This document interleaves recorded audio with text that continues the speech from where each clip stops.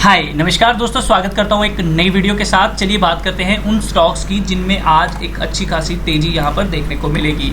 तो पहला स्टॉक है यहाँ पे नौकरी का। इसके अंदर काफ़ी अच्छी तेजी देखने को मिली। तो चलिए देखते हैं कि इसके अंदर तेजी क्यों आई और क्या हमें यहाँ पे बाइंग करनी चाहिए या फिर अब एक एग्जिट का मौका है।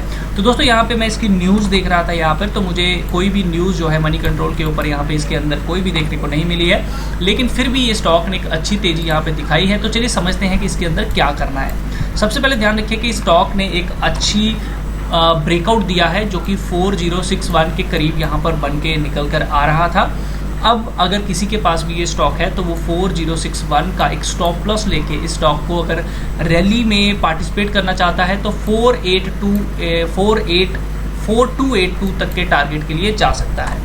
अगर इस स्टॉक ने 4282 के ऊपर अच्छे से ट्रेडिंग की, हावरली बेसिस पे हायर हाई बनाना शुरू किए, तो ये स्टॉक आपको 4497 4535 तक भी जाता हुआ दिखेगा। ध्यान रखिएगा इस स्टॉक में जो सबसे बड़ा रेजिस्टेंस है वो यही लेवल है 45 के करीब का। तो यहाँ पर प्रॉफिट बुकिंग करना बहुत ही ज़रूरी है। नीचे की साइड जिन्होंने इसकी होल्डिंग रखी हुई है और हो सकता है उनका प्राइस 3878 के नीचे है, वो लोग ध्यान रखिए कि ये लेवल अब एक सपोर्ट का काम करेगा। इसके नीचे जाता है तो आप यहाँ पे एग्जिट कर सकते हैं। किसी भी स्टॉक को बाय करने के लिए हमें कोशिश करनी चाहिए 20 पीरियड मूविंग एवरेज, और इंट्राडे में अगर हम खेलते हैं तो हम 5 मिनट के ऊपर वीवैप जो इंडिकेटर होता है उसको लगा के उसके पास कहीं भी हम बाय करते हैं या फिर हम सेल करते हैं। ठीक है, तो ध्यान रखिएगा मूविंग एवरेज का इस्तेमाल कीजिए 20 का जब भी एंट्री लेना चाहते हैं या फिर किसी सपोर्ट के पास। जैसा कि मैंने आपको बोला कि 4061 एक अच्छा रेजिस्टेंस एरिया था, अब ये स्टॉप लॉस का काम करेगा। तो जब भी ये इसके पास आता है आप यहाँ पर एंट्री ले सकते हो। हावरली बेसिस अगर इसके नीचे ट्रेड करना शुरू करता है तो आप एग्जिट कर सकते हो। ठीक है, तो ये बात थोड़ी सी ध्यान में रखिएगा। दूसरी तरफ हम बात कर लेते हैं जोमेटो के स्टॉक को लेकर। तो दोस्तों जोमेटो के स्टॉक ने आज अच्छी खासी 7% की तेज़ी हमें दिखाई। अब क्या इसमें कोई न्यूज़ आई है? तो यहाँ पर मैं इसकी न्यूज़ को चेक कर रहा था, मुझे इसके अंदर कोई भी न्यूज़ यहाँ पर देखने को नहीं मिली है। सो ये स्टॉक जो ऊपर की तरफ भागा है, चलिए बड़ी अच्छी बात है। क्या हमें बाय कर लेना चाहिए?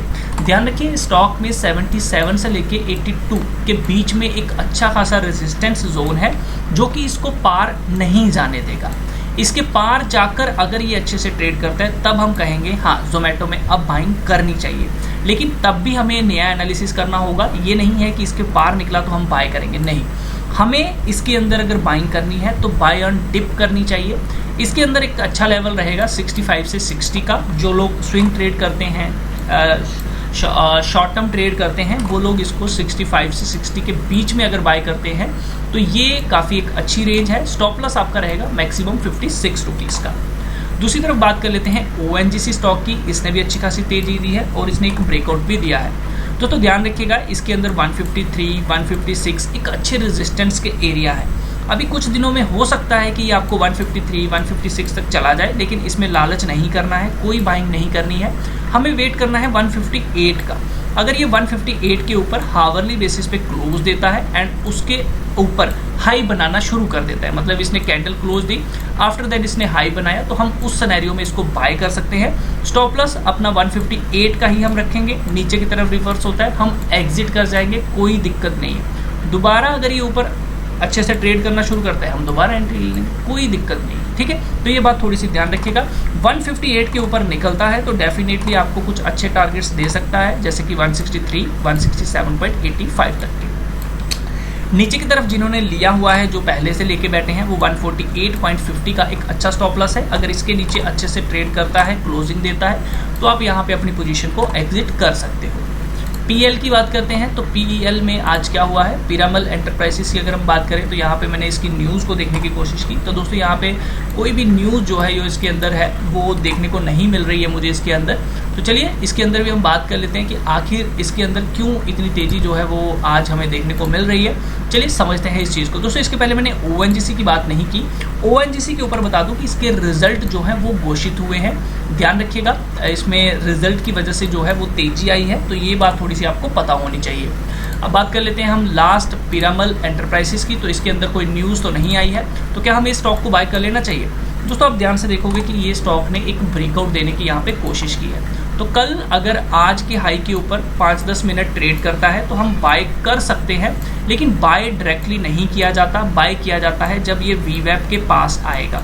तो आप अपने इंडिकेटर्स में जाकर क्या करेंगे, एक सर्च करेंगे इंडिकेटर, ठीक है। देखिए वीवैप, ये होता है वीवैप, इसको आप लगा लेंगे, लाइन जैसी बन के आ जाएगी, इसके ऊपर आप लोग बाय करोगे। समझ लीजिए जैसे हमने कहा कि हाई है, तो कल अगर ये 5-10 मिनट इसके ऊपर ट्रेड कर गया, उसके बाद आप कुछ नहीं करोगे, वीवैप इंडिकेटर का लगा लोगे, जैसे ये मूविंग एवरेज है वैसे ही वीवैप भी आपका काम करेगा। जैसे ही उसके पास आएगा आप इसको बाय करोगे, उस दौरान आप अपना स्टॉप लॉस 1883 का लेके चलोगे, टारगेट आपका होगा 1932 का।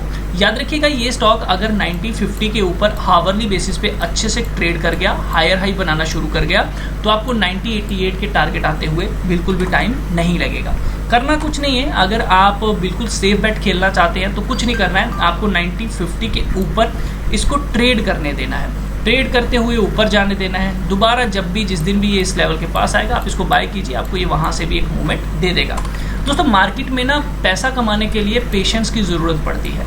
पेशेंट्स होते हैं, वीवैप के पास एंट्री लो, मूविंग एवरेज 20 के पास एंट्री लो, कभी भी लालच मत कीजिए। अगर आपने कोई स्टॉक निकाला है कि ये स्टॉक इसके ऊपर बाय करना है और वो एकदम से अगर उसके ऊपर भाग जाता है तो उसको भागने दीजिए, कोई दिक्कत नहीं है। इंट्राडे में वो 1:30 बजे 12:30 बजे एक बार आपके लेवल के पास ज़रूर आएगा, जो भी आपने एक रेजिस्टेंस बनाया होगा, ये बात ध्यान रखिएगा, ठीक है। नहीं आता है तो आप उसको वीवैप के पास ट्रेड कीजिए, आपको वहाँ से भी अच्छा मूव दे देता है। मार्केट में अगर हमें बने रहना है तो हमारी जेब में पैसा होना चाहिए।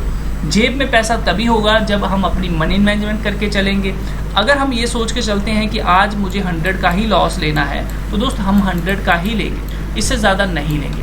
कल फिर आएगा, कल फिर दिन चढ़ेगा, कल फिर से एक नया सवेरा होगा, हम अपने आप को कल चांस देंगे।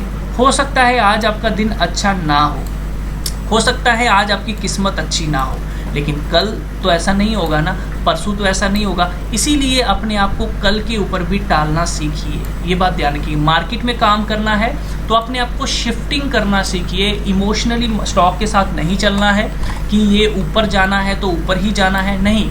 हो सकता है ये उसके ऊपर जाने के बाद नीचे आ जाए, तो हमें यहाँ पे एग्जिट करना है, अपना सौदा काटना है, ठीक है, डरना नहीं है। फिर ऊपर निकलेगा, हम दोबारा एंट्री लेंगे। जैसे कि मैंने आपको कहा कि ये 50 के ऊपर अगर हावरली ट्रेड करता है तो हमें अच्छी तेजी देखने को मिलेगी। हम क्या करेंगे, हम हावरली बेसिस पे कैंडल यहाँ पे बन गई, ठीक है, हाँ जी बन गई। उसके बाद जैसे इसका हाई टूटेगा हम लोग क्या करेंगे, हम बाय कर लेंगे। उसके बाद अगर ये रिवर्स होके यहाँ आता है, हावरली बेसिस पे इसके नीचे ट्रेडिंग करना शुरू कर देता है 50 के, तो हम क्या करेंगे, हम एग्जिट कर देंगे। दोबारा इसके ऊपर अगर इसने हावरली बेसिस पे क्लोज किया, हम दोबारा एंट्री ले लेंगे, कोई दिक्कत नहीं है। लेकिन स्टॉप लॉस हिट होता है तो वहाँ पे एग्जिट करिए, ठीक है। मिलता हूँ आपके साथ नेक्स्ट वीडियो में, तब तक के लिए अपना ख्याल रखें। चैनल को सब्सक्राइब करना बिल्कुल मत भूलिएगा ताकि आपको प्रॉपर अपडेट मिल